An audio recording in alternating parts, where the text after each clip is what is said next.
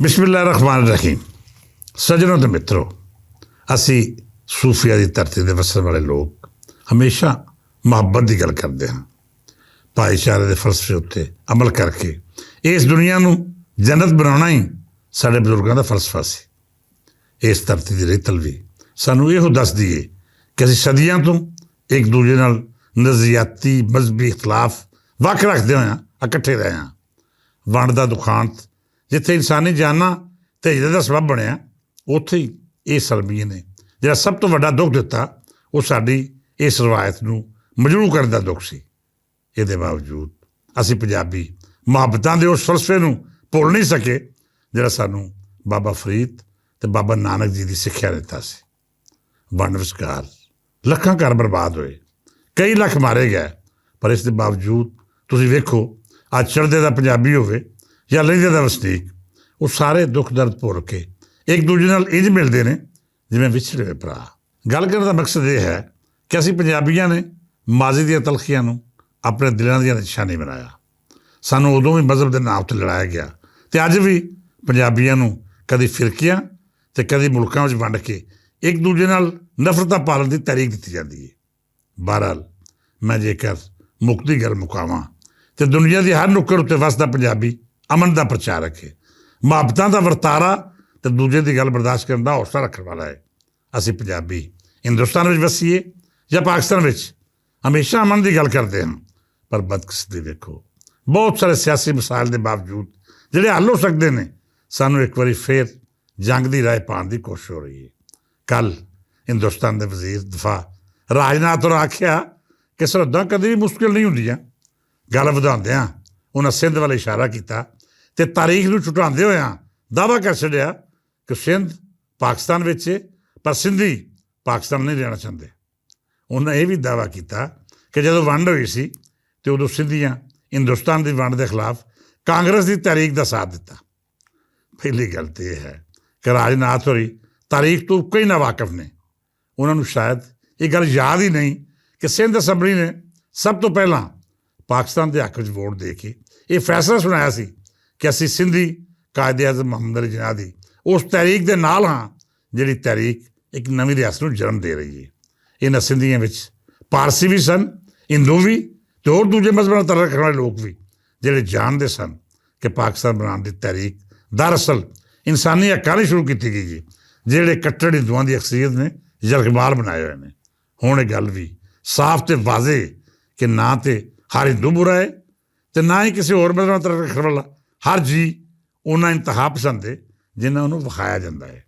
ਮੇਰੇ ਪਾਕਿਸਤਾਨ 'ਚ ਅੱਜ ਵੀ ਹਿੰਦੂ ਅਤੇ ਸਿੱਖ ਬਰਾਬਰੀ ਦੀ ਬੁਨਿਆਦ ਉੱਤੇ ਸ਼ਹਿਰੀ ਹੱਕਾਂ ਦੇ ਵਾਰਸ ਨੇ।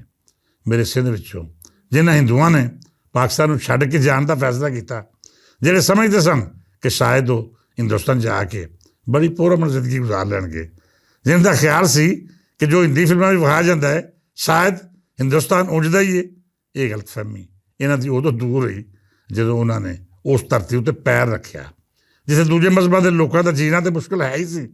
ਛੋਟੀ ਜ਼ਾਤ ਦੇ ਹਿੰਦੂਆਂ ਵੀ ਆਪਣੀ ਬਕਾ ਦੀ ਜੰਗ ਲੜੀ।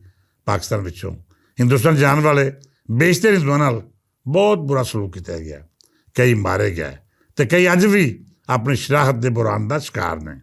ਮੈਂ ਰਾਜਨਾਥ ਹੋਰਾਂ ਨੂੰ ਵਾਜ਼ੇ ਕਰਨਾ ਚਾਹੁੰਦਾ ਹਾਂ ਕਿ ਤੁਸੀਂ ਜੰਗੀ ਜਨੂਨ ਵਿੱਚ ਮੁਬਤਲਾ ਹੋ ਕੇ ਜਦ ਵੀ ਪਾਕਿਸਤਾਨ ਅਤੇ ਹਿੰਦੁਸਤਾਨ ਦੀ ਜੰਗ ਦਾ ਅਲਾਰਮ ਵਜਾਇਆ, ਅਸੀਂ ਪੰਜਾਬੀ ਨਾ ਚਾਹੁੰਦੇ ਹੋਇਆਂ ਵੀ ਸਭ ਤੋਂ ਜ਼ਿਆਦਾ ਮੁਤਾਸਰ ਹੋਏ। ਨਾ ਕੋਈ ਲਹਿੰਦੇ ਦਾ ਪੰਜਾਬੀ ਜੰਗ ਚਾਹੁੰਦਾ ਹੈ ਅਤੇ ਨਾ ਹੀ ਕੋਈ ਚੜ੍ਹਦੇ ਪੰਜਾਬ ਦਾ ਵਸਨੀਕ ਇਹ ਖਾਸ਼ ਰੱਖਦਾ ਹੈ ਕਿ ਲਹਿੰਦੇ ਪੰਜਾਬ ਉੱਤੇ ਗੋਲੀਬਾਰੀ ਹੋਵੇ। ਅਸੀਂ ਪਹਿਲਾਂ ਵੀ ਤੁਹਾਡੇ ਜਿਹੇ ਇੰਤਹਾ ਪਸੰਦ ਜਮਾਤਾਂ ਦੇ ਜੰਗੀ ਜਨੂਨ ਦਾ ਮੁੱਲ ਤਾਰਦੇ ਆਏ ਹਾਂ। ਹੁਣ ਵੀ ਤੁਹਾਡੇ ਇਸ ਜੰਗੀ ਜਨੂਨ ਦੀ ਤਸਕੀਰ ਨਹੀਂ ਹੋ ਰਹੀ, ਹਾਲਾਂਕਿ ਤੁਹਾਨੂੰ ਇਹਨਾਂ ਜੰਗਾਂ ਵਿੱਚ ਇੱਜ਼ਤ ਤਾਂ ਕੀ ਲੱਭਣੀ ਸੀ, ਅਜਿਹੀ ਜ਼ਿਲਤ ਨਸੀਬ ਹੋਈ ਜਿਹਦਾ ਦਾਗ ਤੁਹਾਡੀ ਪਛਾਣੀ ਤੋਂ ਸ਼ਾਇਦ ਕਈ ਸਦੀਆਂ ਤੱਕ ਨਾ ਮਿਟੇ। ਅਮਨ ਦੀ ਗੱਲ ਕਰੋ, ਭਾਈਚਾਰੇ ਦੀ ਗੱਲ ਕਰੋ, ਗੱਲਬਾਤ ਰਾਹੀਂ ਮਸਲੇ ਸੁਲਝਾਉਣ ਦੀ ਗੱਲ ਕਰੋ। ਜੰਗ ਦਾ ਮੈਦਾਨ ਲਾਓਗੇ ਅਤੇ ਨੁਕਸਾਨ ਨਹੀਂ ਉਠਾਓਗੇ। ਅਸੀਂ ਪੰਜਾਬੀ ਪਹਿਲਾਂ ਹਾਂ, ਫਿਰ ਸਾਡੀ ਜੁੜਤ ਕਿਸੇ ਮਜ਼ਹਬ ਜਾਂ ਫਿਰਕੇ ਨਾਲ ਹੈ। ਤੁਹਾਡੀਆਂ ਨਸਲਾਂ ਜਾਣਦੀਆਂ ਹੋਣਗੀਆਂ ਕਿ ਪੰਜਾਬੀ ਕਿੱਡੇ ਦਲੇਰ ਨੇ। ਹਰ ਮੈਦਾਨ ਵਿੱਚ ਸਾਡੀ ਚਿੱਤ 'ਤੇ ਝੰਡੇ ਗੱਡੇ ਹੋਏ ਨੇ, ਲਿਹਾਜ਼ਾ ਸਾਨੂੰ ਹੋਰ ਨਾ ਅਜ਼ਮਾਓ। ਆਪਣਾ ਦਿਮਾਗੀ ਇਲਾਜ ਕਰਾਓ ਅਤੇ ਜੰਗੀ ਜਨੂਨ ਦੀ ਥਾਵੇਂ ਅਮਨ ਦੀ ਗੱਲ ਕਰੋ।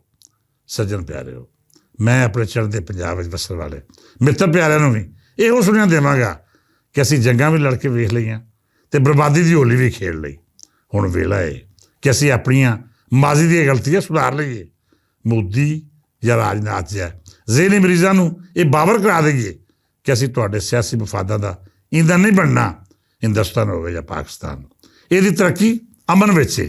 ਜੇ ਇਸ ਖਿੱਤੇ ਵਿੱਚ ਅਮਨ ਅਤੇ ਆਸ਼ਤੀ ਹੋਵੇਗੀ ਤਾਂ ਤਰੱਕੀ ਦਾ ਸਫ਼ਰ ਸੌਖਾ ਹੋ ਜਾਏਗਾ। ਖਾਸ ਕਰ ਪੰਜਾਬ ਜਿਹਨੇ ਜੰਗਾਂ ਦਾ ਸਭ ਤੋਂ ਵੱਧ ਮੁੱਲ ਤਾਰਿਆ। ਜੇਕਰ ਇਸ ਖਿੱਤੇ ਦੇ ਲੋਕ ਆਪ ਮਿਲ ਜੁੜਨਗੇ ਤਾਂ ਫਿਰ ਦੋਵਾਂ ਮੁਲਕਾਂ ਨੂੰ ਬਹੁਤ ਫਾਇਦਾ ਮਿਲੇਗਾ। ਪਰ ਉਸ ਗੰਦੀ ਸੋਚ ਦਾ ਕੀ ਕਰੀਏ ਜਿਹੜੀ ਅੱਤਗਰਦੀ ਦੇ ਘੋੜੇ ਉੱਤੇ ਸਵਾਰ ਹੋ ਕੇ ਬਾਬਾ ਫਰੀਦ ਅਤੇ ਬਾਬਾ ਨਾਨਕ ਦੇ ਵੇਲੇ ਵੀ ਅਮਨ ਦੁਸ਼ਮਣ ਦਾ ਚੂਰਨ ਵੇਚਦੇ ਸੀ ਅਤੇ ਅੱਜ ਵੀ ਉਹਦੇ ਦਿਮਾਗ ਵਿੱਚ ਸਿਰਫ ਔਰ ਸਿਰਫ ਲਹੂ ਨਾਲ ਹੋਲੀ ਖੇਡਣਾ ਹੈ। ਅਸੀਂ ਜਿਹੜੇ ਅਮਨ ਦੇ ਪਿਆਂਬਰ ਹਾਂ, ਅਸੀਂ ਇਸ ਪੈਗਾਮ ਨੂੰ ਹਮੇਸ਼ਾ ਮੋਹਰੇ ਰੱਖ ਕੇ ਆਪਣੀਆਂ ਆਉਣ ਵਾਲੀ ਨਸਲਾਂ ਦਾ ਮੁਸਤਕਬਲ ਇਸ ਅੱਤਗਰਦੀ ਤੋਂ ਬਚਾਉਣ ਦੀ ਗੱਲ ਕਰਨੀ ਹੈ। ਮੈਂ ਪੰਜਾਬੀ ਯੂਨੀਅਨ ਦੇ ਪਲੇਟਫਾਰਮ ਤੋਂ ਦੁਨੀਆ ਭਰ ਵਿੱਚ ਵਸਦੇ ਪੰਜਾਬੀਆਂ ਨੂੰ ਇਹ ਸੁਨੇਹਾ ਦੇਵਾਂਗਾ ਕਿ ਤੁਸੀਂ ਅਮਨ ਲਈ ਆਪਣੀ ਆਪਣੀ ਥਾਵੇਂ ਆਵਾਜ਼ ਚੁੱਕੋ।